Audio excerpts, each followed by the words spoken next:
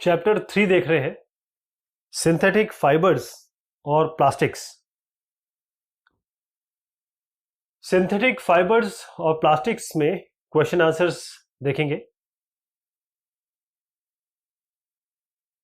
पहला सवाल है, explain why some fibres are called synthetic. कुछ फाइबर्स को हम सिंथेटिक क्यों कहते हैं? इसका उत्तर इस तरीके से है, जो नेचुरल ना हो, जिसे हमने बनाया हो, मैन मेड फाइबर्स, ऐसे फाइबर्स जो नेचुरली ऑकरिंग ना हो, जिन्हें हमने बनाया हो, इसीलिए उनको हम सिंथेटिक कहते हैं। क्योंकि हम पेट्रोकेमिकल लेते हैं, उनकी केमिकल प्रोसेसिंग करते हैं, तो इस तरीके के फाइबर बनते हैं, इसलिए हम इसको सिंथेटिक कह रहे हैं। पॉलीमर्स को मिला के सिंथेटिक फाइबर बनते हैं, या आप कह सकते हैं सिंथेटिक फाइबर बहुत सारे जो यूनिट अगर हम पॉलीमर्स के मिला लें तो सिंथेटिक फाइबर बनते हैं। सिंथेटिक फाइबर का अगर एग्जांपल लें तो रेयन है, नायलन है, एक्रिलिन है, ये सारे आपके सिंथेटिक फाइबर्स में आते हैं। Mark this, tick the correct answer. तो rayon is different from synthetic fibres because rayon बाकी सिंथेटिक फाइबर्स से अलग क्यों है? इसका उत्तर क्या होगा? इसका उत्तर यह है कि ये वुड पल्प से निकल के आता है। It is obtain from wood pulp, यानी वुड लकड़ी, उसके पल्प से निकल के आता है। फिल इन द ब्लैंक्स है, synthetic fibres are also called manmade, जैसे हमने डिस्कस किया, या आर्टिफिशियल। मैनमेड और आर्टिफिशियल इस जगह पे लिखा जाएगा। Synthetic fibres are synthesised from raw material called petrochemicals. इस जगह आप केमिकल्स लिखेंगे। Like synthetic fibres, plastic is also a polymer. Synthetic fibre जैसे हैं वैसे प्लास्टिक भी एक पॉलीमर है।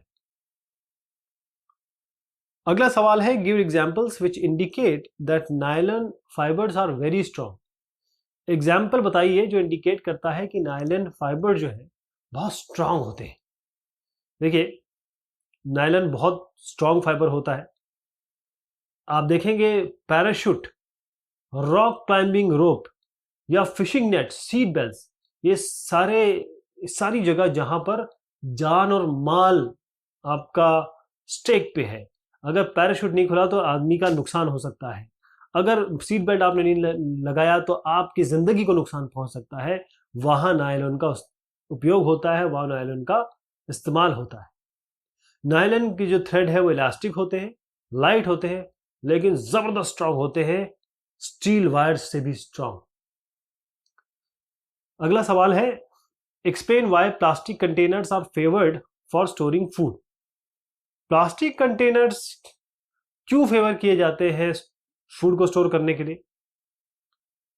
देखिए, पहली चीज तो यह है कि प्लास्टिक कंटेनर्स लाइट वेट होते हैं, हल्के होते हैं, आराम से हैंडल किए जा सकते हैं। जो प्राइस है प्लास्टिक कंटेनर का, बाकी अगर आप स्टील या किसी और धातु का करेंगे तो आप देखेंगे कि प्लास्टिक कंटेनर्स बहुत सस्ते आते हैं। स्ट्रेंथ भी अच्छी होती है इनकी और ड्यूरेबल भी होते हैं। लेकिन आजकल कुछ स्टडीज ऐसी आई हैं, मैं इस पे कोई टिप्पणी नहीं कर रहा हूं, लेकिन जो स्टडीज आई हैं वो कहती हैं कि प्लास्टिक में फूड को रखना ठीक नहीं है। लेकिन अभी भी ये एक डिबेट या आपस में डिस्कशन का विषय है। Explain the difference between thermoplastic and thermosetting plastic. Thermoplastic, देखिए नाम कितने एक जैसे लग रहे हैं, लेकिन थर्मोप्लास्टिक और थर्मोसेटिंग प्लास्टिक में अंतर है। क्या क्या अंतर है एक एक करके देखते हैं। पहला ये है थर्मोप्लास्टिक। थर्मोप्लास्टिक ऐसा प्लास्टिक जो डिफॉर्म हो जाता है, जैसे आप हीट करेंगे डिफॉर्म हो जाएगा, राइट? इसको आराम से आप बेंड कर सकते हैं, इसको हम थर्मोप्लास्टिक कहते हैं। थर्मोसेटिंग प्लास्टिक क्या होता है? एक बार आपने इसको ब्लेंड मोल्ड कर दिया, एक बार आपने इसका शेप दे दिया, उसके बाद आप हीट करके सॉफ्टन नहीं कर सकते इसको। इसीलिए इसका नाम इसमें सेट लगाया गया है, थर्मोसेटिंग प्लास्टिक्स। थर्मोप्लास्टिक में पॉलिथीन है, पीवीसी है, पॉलिथीन को जलाइए एकदम से जल जाएगी वो। लेकिन आप बैकेलाइट और मेलामाइन लेंगे, ये एक बार आपने कर दिए तो थर्मोसेटिंग हो जाती है इनकी। टॉयज, कॉम्स और भी कंटेनर्स को बनाने में आप थर्मोप्लास्टिक का उपयोग करते हैं। लेकिन जो थर्मोसेटिंग प्लास्टिक है, बैकेलाइट आप इलेक्ट्रिक स्विचेस लीजिए, जलते नहीं है कभी। यूटेंसिल्स जिनको बनाने के काम में बैकलाइट आता है।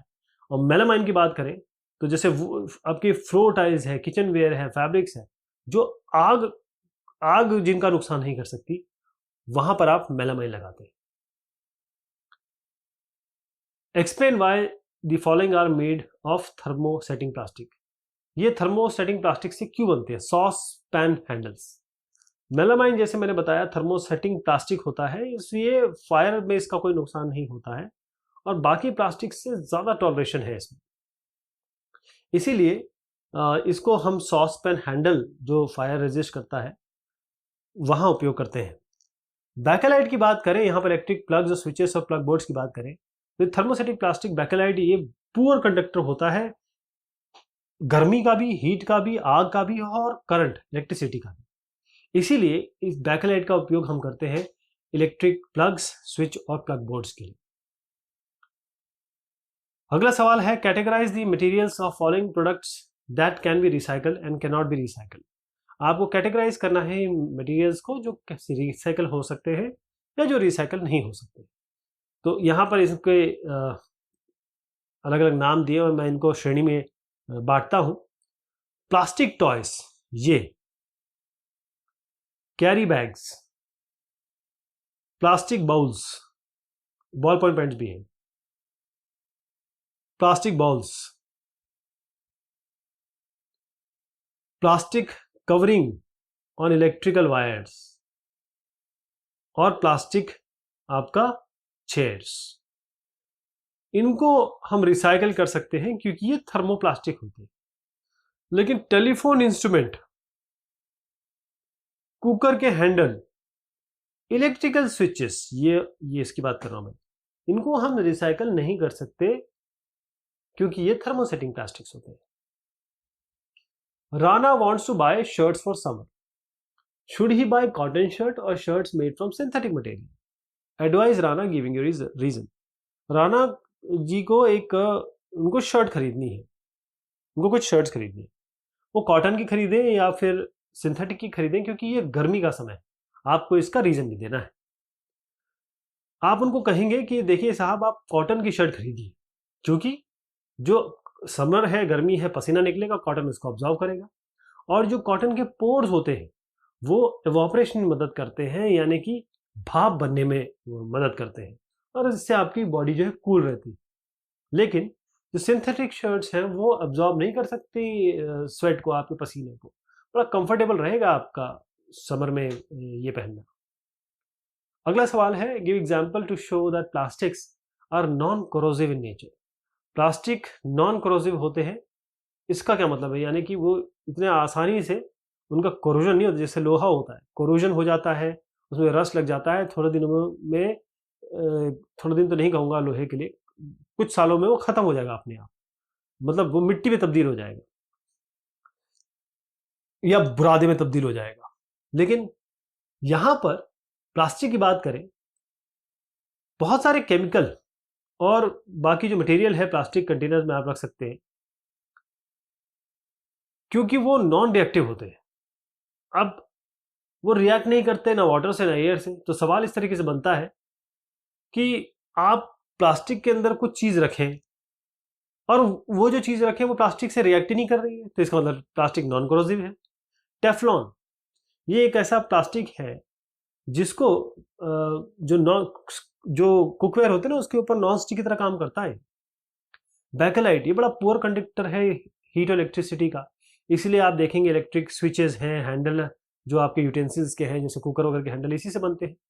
मेलामाइन जो फ्लोर टाइल्स है, किचन वेयर है, सब इससे बनते हैं।